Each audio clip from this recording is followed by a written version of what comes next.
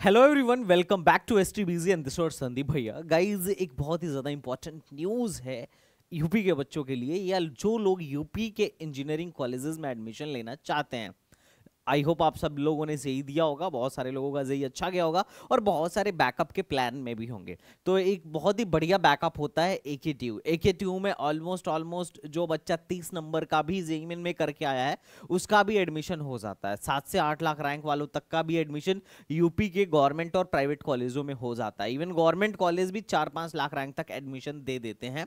तो एक बहुत ही अच्छा बैकअप होता है उन बच्चों के लिए जिनको लगता है कि भैया मेरा जेईई में तो कुछ हो ही नहीं पा रहा है, मैं अच्छा स्कोर नहीं कर पा रहा हूँ। अब यूपी के जो कॉलेजेस है इसमें नो डाउट कुछ अच्छे कॉलेजेस भी हैं, लाइक एचबीटीयू, एकेटीयू के अंदर है आईआईटी लखनऊ और ट्रिपल एमयूटी। ये ठीक ठाक कॉलेजेस हैं। एचबीटीयू तो यहाँ पर फेमस है यूपी के स्टेट इंजीनियरिंग कॉलेजों में। तो बच्चों के मन में डाउट है कि भैया अभी एकेटीयू का क्या हिसाब किताब है। तो मैंने बहुत पहले एक वीडियो भी बनाई थी कि इस साल एकेटीयू नहीं होने वाला है और अभी ये न्यूज़ 100% श्योर हो गई। हम लोगों ने इसे वेरीफाई भी किया। अब बहुत सारे आर्टिकल्स में भी आने लगे हैं, बहुत सारे न्यूज़पेपर में भी ये आर्टिकल आने लगा है। और इसके लिए मैं आपको बता देता हूं कि केंद्रीय प्रवेश समिति का भी गठन हो चुका है। केंद्रीय प्रवेश समिति का भी गठन हो चुका है कि एकेटीयू जो होगा इस बार नहीं होने वाला है।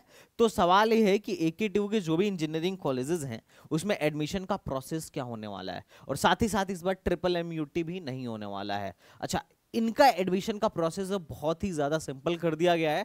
अब बहुत ही ज्यादा आप लोगों के लिए आसानी होगी जो लोग यूपी के इंजीनियरिंग कॉलेजेस में एडमिशन लेने वाले हैं। इस साल का ये बड़ा बदलाव है। इसमें क्या किया गया है कि तीनों में प्रवेश के लिए अब सिर्फ एक ही आवेदन करना होगा। अगर आप एकेटीयू के सारे गवर्नमेंट और प्राइवेट इंजीनियरिंग कॉलेज में एडमिशन लेना चाहते हैं, जैसे यहाँ के कुछ प्राइवेट कॉलेजेस हैं, जेएसएस हो गया, एकेजी हो गया, काइट हो गया, इनमें एडमिशन लेना हो, या फिर आपको ट्रिपल एमयूटी या एचबीटीयू के अंदर एडमिशन लेना हो, तो आपको क्या करना होगा कि आपको अब एक ही आवेदन करना होगा। पहले 3 आवेदन हुआ करते थे जिसमें से हम देखते थे कि भाई एकेटीयू का 1000 रुपए देके अलग से काउंसलिंग कराओ, ट्रिपल एमयूटी का 2000 देके अलग से काउंसलिंग कराओ, और एचबीटीयू में 2500 देके हमें अलग से काउंसलिंग कराना पड़ता था। बहुत ही ज्यादा माथापच्ची होती थी, अलग अलग काउंसलिंग में पैसा फंसाना पड़ता था।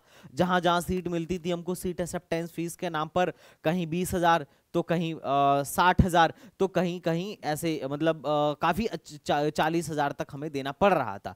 और पता चलता था कि एक ही बच्चे को ट्रिपल एमयूटी में भी सीट मिली हुई है और एचबीटीयू में भी मिली हुई है और वो आईआईटी का वेट कर रहा है, या ट्रिपल एम में भी मिल गया, आईआईटी में भी मिल गया, अब वो एचबीटीयू में कंप्यूटर साइंस का वेट कर रहा है। तो उसने क्या किया, दोनों जगह पैसे फंसा रखे हैं, फिर रिफंड के लिए दौड़ना पड़ता था। तो अब इस समस्या के समाधान के लिए ऐसा किया गया कि भैया एक काम करते हैं, कंबाइंड काउंसलिंग कराते हैं।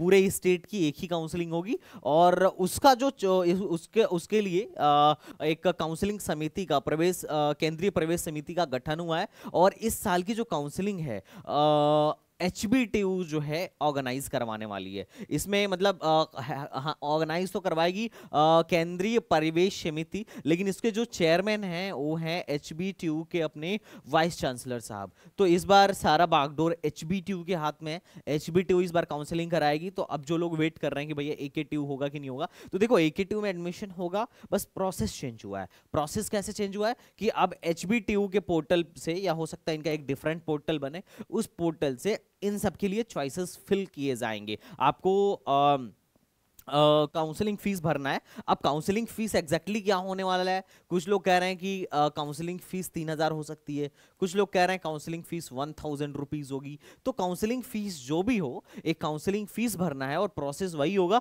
चॉइस फिलिंग करना है। अब चॉइस फिलिंग के टाइम पे आपको एचबीटीयू का भी ऑप्शन मिलेगा, एकेटीयू के भी कॉलेजेस के ऑप्शन मिलेंगे और ट्रिपल एमयूटी के भी ऑप्शन मिलेंगे। अब आपके मन में होगा कि भैया आपके पास सोर्स क्या है जिससे आप कह रहे हो, तो मैं आपको एक सोर्स दिखा दे रहा हूं। और भी बातें चल रही हैं, इंटरनल भी बात चल रही है, लेकिन इसका सोर्स अभी हिंदुस्तान लाइव में भी ये आर्टिकल छपा हुआ था, 2 फरवरी को ही छपा हुआ था, जिसमें साफ साफ बोला गया है कि यूपी के एकेटीयू, एचबीटीयू और ट्रिपल एमयूटी में बीटेक के दाखिले के लिए शासन ने केंद्रीय प्रवेश समिति का गठन कर दिया है। और उत्तर प्रदेश एपीजे अब्दुल कलाम एचबीटीयू और ट्रिपल एमयूटी में प्रवेश के लिए अब सिर्फ एक ही आवेदन करना होगा। दाखिले के लिए शासन ने, यहां पर आप देख सकते हैं, दाखिले के लिए शासन ने केंद्रीय समिति का भी गठन कर दिया है। एक मिनट, मैं इसको हाईलाइट कर देता हूं।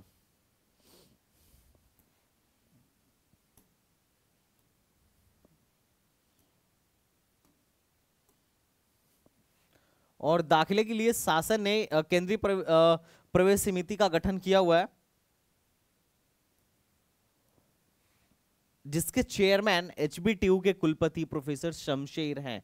इस सत्र में प्रवेश के लिए काउंसलिंग की जिम्मेदारी एचबीटीयू को दी गई है। तो जो काउंसलिंग प्रवेश समिति है उसके चेयरमैन एचबीटीयू के कुलपति हैं, वाइस चांसलर हैं।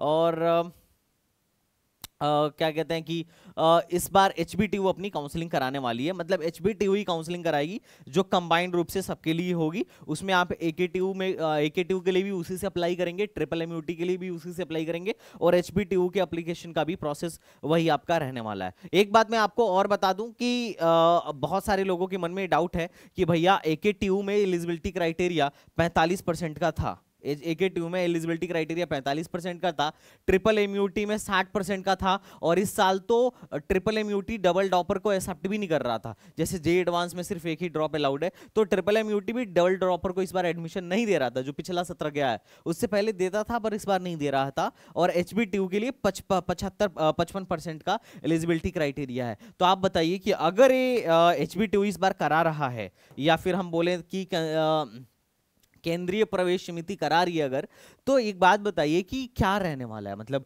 प्रोसेस क्या रहने वाला है। क्या 75% रहेगा, सॉरी क्या 55% रहेगा क्योंकि एचबीटीयू करा रही है, या फिर 45% रहेगा। मतलब बोर्ड में आपके जैसे एकेटीयू में एडमिशन के लिए मिनिमम बोर्ड में 45% चाहिए थे, एचबीटीयू में पीसीएमबी का जो एग्रीगेट होता है वो 55 चाहिए था, और ट्रिपल एमयूटी 60 ले रहा था।